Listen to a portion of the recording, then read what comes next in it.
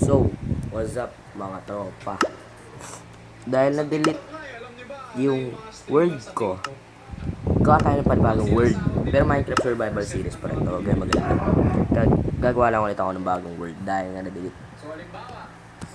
Ayan, hard. Ayaw ako mag-hardcore eh. So, ano yan? Rhythms and idol.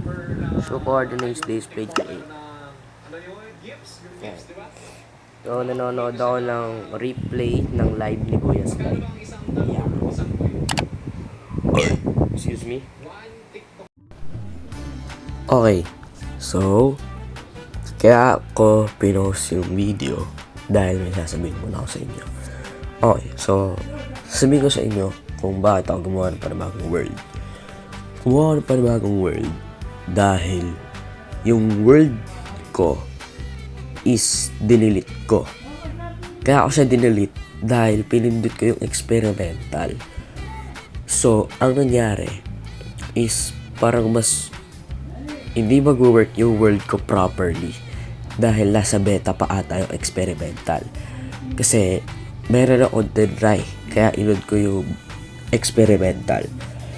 Try ko yung replay mode sa Bedrock Edition, which is parang hindi pa siya totally compatible. Parang hindi pa siya mag-work properly sa Bedrock Edition. Kasi sa Java lang yun. So, hindi, meron naman din sa Bedrock. Pero kasi, yung parang copycat lang siya sa Java. Kasi, yung replay mode, mostly, sa Java siya ginagawa. Hindi siya sa Bedrock. So, ang ginawa ko, dinelete ko na lang yung world, gagawa ko ng panibago, pero Minecraft Survival Let's Play pa rin siya. So, ayun, wala naman nagbago. Pinalitan ko lang yung world dahil hindi nga mag-work properly yung world ko dati kasi inod ko yung experimental, which is nasa beta pa ata. So, ayun lang. Sinabi ko lang sa inyo. Tapos, yung next clip agad is, ang next clip natin agad dito is naka time-lapse na nag-cave mining ako dahil napakalaki ng cave na nakita ko sa spawn ko. So, ayun, siguro hindi na ako magsasalita doon kasi ito yung naririnig nyo ngayon, voice over lang siya. So, sorry ko, hindi ako nakapag-upload nung 25 dahil nga ilayos ko pa yung Minecraft ko. So, etong upload ko is 26 siya.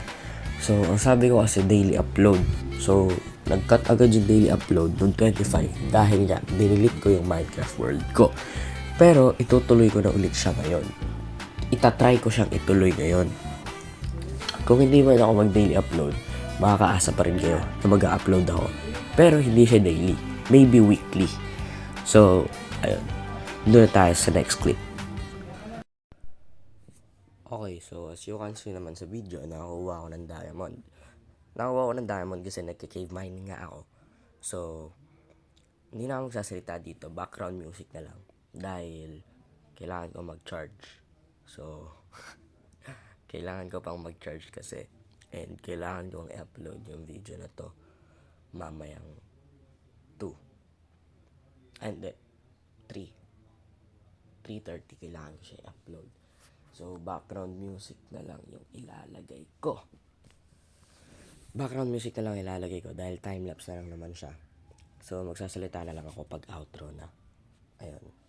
So, sana ma-enjoy nyo yung video. Medyo boring to. Pero, sana ma-enjoy nyo. Yun lang.